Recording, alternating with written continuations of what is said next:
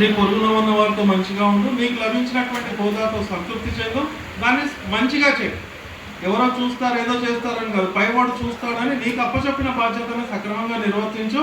ఆ తర్వాత కాలం తిరిగాక ఎట్లాగో నా దగ్గరికి వస్తావు, అప్పుడు పైసా లెక్క పెట్టి ఓమయ్యామలు మిసుకోవాలో జరుగుతుంది ఖైరయ్యారు అంట. రావి గింజంత మంచి చేసినా దానికి సమాధానం చెప్పుకోవాలి. జాగ్రత్త, నువ్వు పెద్దవాడువైనా చిన్నవాడువైనా ఎవరైనా దాన్ని గుర్తెరిగి అందరితో మంచిగా ఉండు, గొప్పవాడిని విరవీగకు, మంచి మార్గంలో నడవమని పండగలు మనకు సందేశాన్ని ఇస్తాయి. అందుకోసమే ఉపవాసాల ద్వారా మనిషిని తీర్చిదిద్దడం జరిగింది.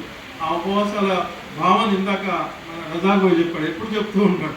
చెప్పడం చాలా తేలిక, ఎందుకంటే నాలుకకి నరం లేదు, అది ఏమి రీఛార్జ్ అడగదు. దీన్ని ఎన్నైనా చెప్పవచ్చు, నేను చెప్తా, ఎన్నైనా చెప్తా. నా ఇంట్లోకి వెళ్ళి అడిగితే మా అమ్మ అడిగితే చెప్తుంది, మా నాన్న అడిగితే చెప్తాడు, మా కొడుకు నాతో ఎంత బాగుంటాడు, నా భార్యను అడిగితే చెప్తాడు, నా పక్కవాడిని చెప్తాడు.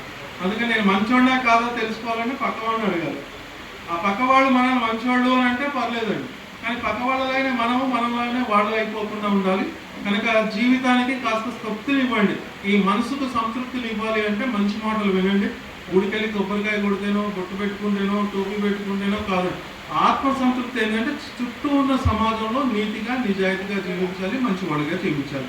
అలా జీవించే అవకాశం పైవాడు కలగజేయాలని చాలా మంచి సందేశం మన ముందుకు వచ్చింది. ఇంకా ఎక్కువ చెప్పాల్సిన అవసరం నేను రావద్దనుకున్నాను, కానీ మన సత్తాలపై వీళ్ళు ఏంటంటే లేదు నువ్వు కూడా రావాలి. ఎందుకు రెండు చెప్పడం అవసరం లేదు కదా, ప్రసంగాల కోసం కాదు.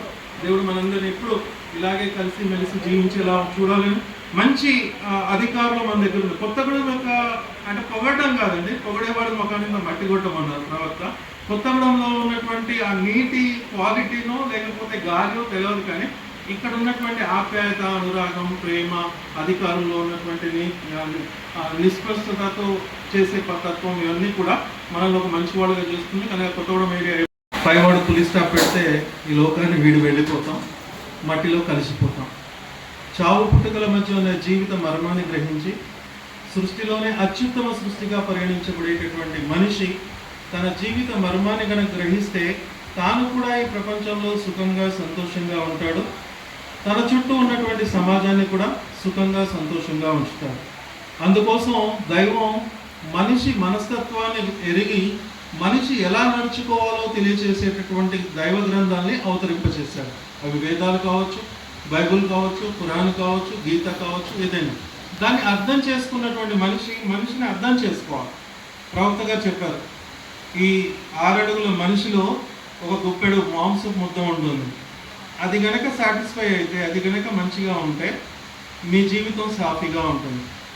దురదృష్టం ఏంటంటే అది కోరే గొంతెమ్మ కోరికలు వెనక మనం పరుగులు పెడితే మన జీవితం కూడా సుఖమేం కాదు, మన చుట్టూ ఉన్న వాళ్ళ సొంత జీవితం కూడా సుఖమేం కాదు.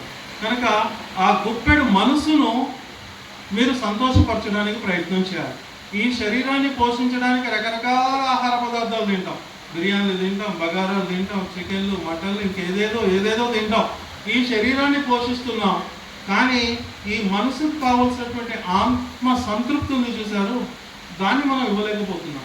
అవి ఏమిస్తాయి అని అంటే ఇలాంటి సమావేశాల్లో దైవ గ్రంథాల యొక్క బోధన ఏదైతే ఉందో దాన్ని తెలుసుకొని తదనుగుణంగా మనం జీవించినప్పుడు జీవితం సుఖమయమవుతుంది, శాంతిమయమవుతుంది. అందరికీ తెలిసిన సత్యం ఇందాక చెప్పారు కదా, ఒక నిత్య సత్యం ఏంటంటే నేను చచ్చిపోతా. ఇది అందరికీ తెలుసు, కానీ ఇవాళ చచ్చిపోను, రేపు చచ్చిపోను, ఇంకా పెళ్ళైన తర్వాత, పిల్లలైన తర్వాత, వాళ్ళని చదివించిన తర్వాత, వాళ్ళు బిల్డింగ్ కట్టిన తర్వాత, కార్లు కొన్న తర్వాత ఇంకెప్పుడో అనుకుంటూ ఉంటాం. కానీ మధ్యలోనే వెళ్ళిపోతాం. వెళ్ళిపోయే లోపల మన జీవితాన్ని సార్థకం చేసుకోవాలి. దానికోసం ఏంటి అంటే సృష్టికి సృష్టికర్త అయిన దేవుడు ఒకడే.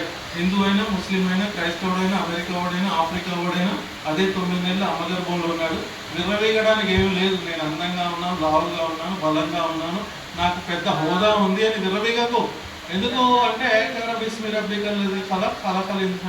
అలా జ్ఞానాన్ని ఆర్జించు, తెలుసుకో. మనిషిగా నీకు ఇచ్చినటువంటి జ్ఞానాన్ని ఉపయోగించి నిన్ను పేరుకుపోయినటువంటి ఒక రక్తపు మాంసపు ముద్దతో నేను సృష్టించాను.